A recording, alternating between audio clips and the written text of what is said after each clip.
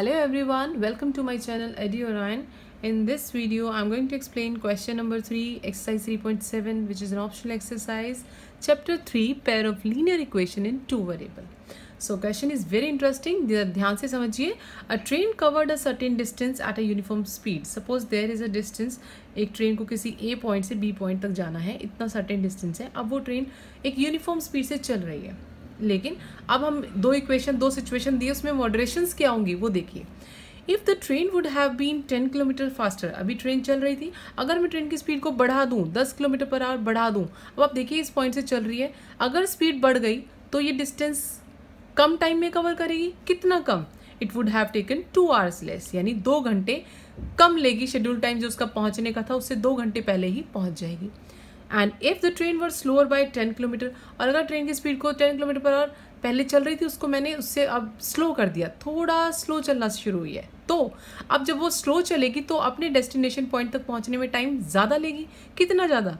It would have taken 3 hours मोर. अब उसे 3 घंटे ज़्यादा लगने वाले हैं. Find the distance covered by the train. अब हमें डिस्टेंस ही नहीं पता, हमें वो डिस्टेंस निकालना है कितना होगा. चलिए, आई होप क्वेश्चन समझ में आया. अब हम इसको सॉल्व कैसे करते हैं ये देखिए. सबसे पहले हम वेरिएबल्स लेट करेंगे. Let the speed of train को मैंने लेट किया, x किलोमीटर पर आवर इसकी स्पीड है, एंड टाइम टेकन भी y आवर्स में टाइम को मान लेती हूँ. ठीक है. अब वी नो दैट डिस्टेंस, अब क्योंकि हमें निकालना है डिस्टेंस, तो हमें इक्वेशन डिस्टेंस के फॉर्म में बनानी है. We know that distance equals to speed into time. So speed और टाइम के relation, this is speed and this is time, दोनों को मैं मल्टीप्लाई करूँ, आई वुड गेट डिस्टेंस. यही मुझे फाइंड करना है. सो हम सिचुएशन वाइज मूव करते हैं. I have the first situation, पहला केस. फर्स्ट केस क्या कहता है? अगर अभी स्पीड क्या थी, पहले वो x से चल रही थी, अगर उसकी स्पीड में मैं 10 बढ़ा दूँ, स्पीड 10 बढ़ गई, और उसका टाइम कितना लगने वाला है उसको? 2 आवर्स लेस. जो पहले टाइम लगता उससे 2 आवर्स कम लग रहे हैं, तो डिस्टेंस तो उतना ही रहेगा ना. अब स्पीड और टाइम कम ज़्यादा हो सकता है, डिस्टेंस को तो आप कम ज़्यादा नहीं कर रहे हैं, तो डिस्टेंस आपका सेम रहने वाला है. तो distance would be x into y. So this would be xy. यहाँ से आप अपनी फर्स्ट इक्वेशन निकालेंगे. उसके लिए आप इसको ब्रैकेट्स को सॉल्व करेंगे. सिंप्लीफाई कीजिए. x को पहले y से, फिर x को -2 से, इसी तरह 10 को y से और 10 को -2 से मल्टीप्लाई कीजिए. This would be xy plus xy plus 10y minus 2x minus 20 equals to xy. यहाँ पर xy से xy कैंसिल आउट. अब मेरी इक्वेशन जो मुझे मिल रही है that is 10y minus 20 minus 2x लिखिए पहले. 10y minus 2x minus 20 equals to 0. ये मेरी इक्वेशन फर्स्ट बनती है. अब मेरे पास केस सेकंड, यानी सिचुएशन जो केस सेकंड है, वहाँ से मुझे दूसरी इक्वेशन मिलने वाली है. केस सेकंड क्या कहता है? अगर मैं इसकी स्पीड को 10 कम कर दूं, और तो ये टाइम 3 घंटे ज़्यादा लेगी. टाइम में 3 घंटे प्लस कर दीजिए. डिस्टेंस मेरा सेम रहने वाला है, xy रहेगा. फिर से ब्रैकेट सॉल्व करूँगी. xy minus 10y plus 3x minus 30 equals to xy. Same cancel out. अब मुझे यहाँ से इक्वेशन मिलने वाली है minus 10y plus 3x minus 20 equals to 0.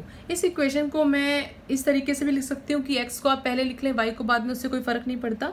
मैं इसको ऐसे लिख लेती हूँ, 3x minus 10y minus 20 equals to 0. This would be my second equation. और यहाँ पर भी मैं इसको अगर रिवाइज फॉर्म में लिखूँ तो मैं इस इक्वेशन को लिख सकती हूँ minus 2x minus 10 plus 10y minus 20 equals to 0.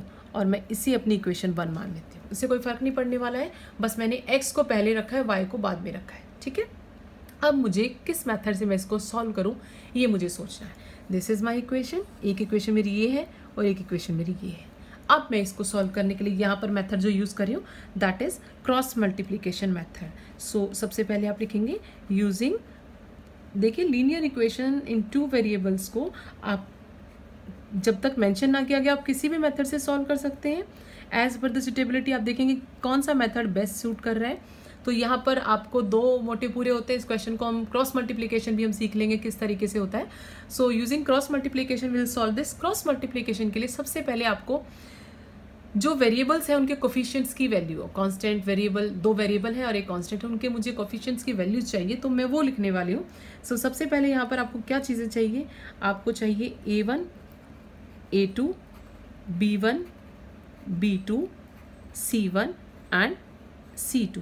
ये वैल्यूज़ आपको चाहिए। ये वैल्यूज़ आपको कहाँ से मिलेंगी, जो हमने अभी 2 इक्वेशंस बनाई हैं उनसे। देखिए A1 की वैल्यू क्या है, फर्स्ट इक्वेशन में A की वैल्यू, ये दिस इज x के कोफिशिएंट A1 A2 होते हैं और y के B1 B2 और कांस्टेंट C1 C2। ये बात क्लियर।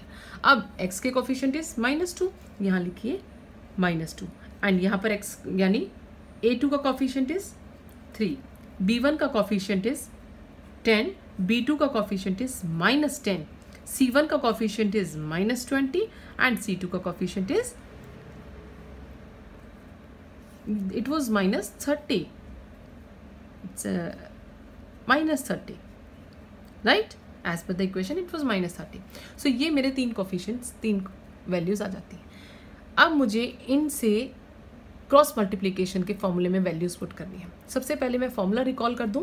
फॉर्मूला क्या है, आप फॉर्मूला भूल जाते हैं तो फॉर्मूला लिखने का तरीका बताती हूँ। सबसे पहले x, y और 1 लिखी, 1 इज कांस्टेंट, ये लिखा। अब इनके डिनोमिनेटर्स में क्या आना है मैं वो बताती हूँ।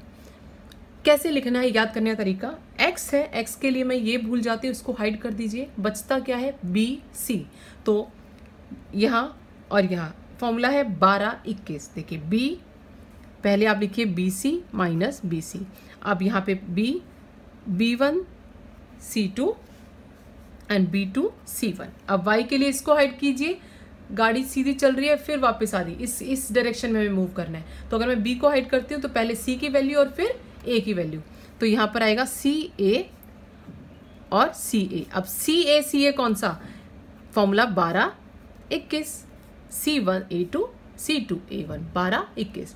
अब 1 कांस्टेंट के लिए इसको हाइड किया, अब आएगा AB, फिर से लिखिए AB माइनस AB। अब फॉर्मूला 12 21, 12 21। इस तरीके से आप फॉर्मूले को याद कर सकते हैं, आपको बिल्कुल नहीं भूलेंगे, इस मेथड को याद कीजिए।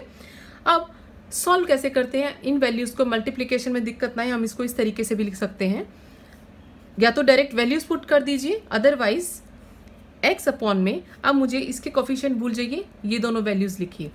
यहाँ लिखिए 10 -10, यहाँ पर -20 and -30, right, equals to y upon में। अब y वाले में मुझे ये वाला हाइड करना है, तो पहले ये वैल्यूज फिर ये वाली।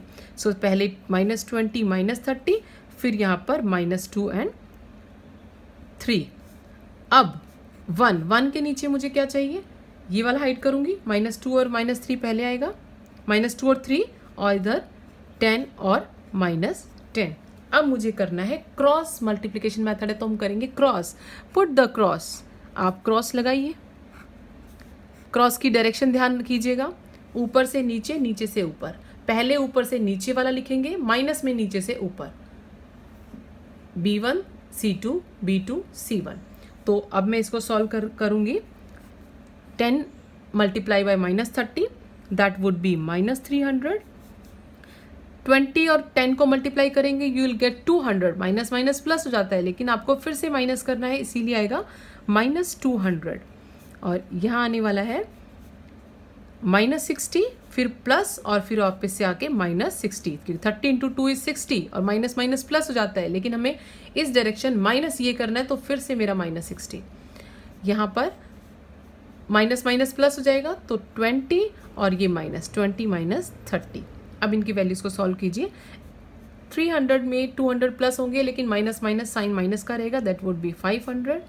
एंड y अपॉन में -120 इनको ऐड करेंगे, यहाँ इनको सब्ट्रैक्ट करेंगे, विल गेट -10। माइनस से माइनस मेरा कैंसिल आउट हो जाता है। अब मैं इनको कंपेयर करती रहूँगी, एक बार x वाली टर्म को कांस्टेंट के साथ, एक बार y वाली को कांस्टेंट के साथ, ताकि मुझे x और y में वैल्यूज मिल जाए। Now on comparing will get x upon में 500 इक्वल्स टू 1 अपॉन में 10, that is x equals to 500 upon में 10। अब 0 से ये कट जाता है, तो x वुड बी 50 km/h, इसकी यूनिट थी, तो मेरी x की वैल्यू आती है 50 km/h। सिमिलरली अब मैं y को कंपेयर करने वाली हूँ। y अपॉन में 120 equals to 1/10, that is y equals to 120 upon में 10 कट करके y इक्वल्स टू 12, ये है 12 आवर्स। ये टाइम था मेरा, इसकी यूनिट आवर्स है। अब मेरे पास मुझे स्पीड पता है, डिस्टेंस टाइम पता है, यानी ट्रेन जो है पहले 50 किलोमीटर की स्पीड से चल रही थी, 12 घंटे में स्टेशन पे पहुंच रही थी। लेकिन हमसे पूछा क्या गया है, फाइंड द डिस्टेंस कवर्ड। तो अब मुझे निकालना है, एज पर क्वेश्चन मुझसे डिस्टेंस पूछा गया है, तो मैं लिखूंगी डिस्टेंस कवर्ड। निकालने के लिए डिस्टेंस कवर्ड का फॉर्मूला x इंटू वाई, हमने distance is x into y, x की वैल्यू इज 50, y की value is 12, 50 multiply 12 that is 600 kilometres. This is our distance, और ये हमसे क्वेश्चन में पूछा गया है और ये हमने यहाँ पर निकाल दिया। आई होप क्वेश्चन आपको क्लियर है। फिर भी अगर आपको कोई डाउट है आप मुझे कमेंट बॉक्स में शेयर कर सकते हैं। मैं आपके लिए और भी किसी क्वेश्चन में अगर आपको डाउट है आप मुझे कमेंट बॉक्स में लिखिए, मैं आपकी उसकी वीडियो आपको जल्द से जल्द शेयर करूँगी। Thank you students.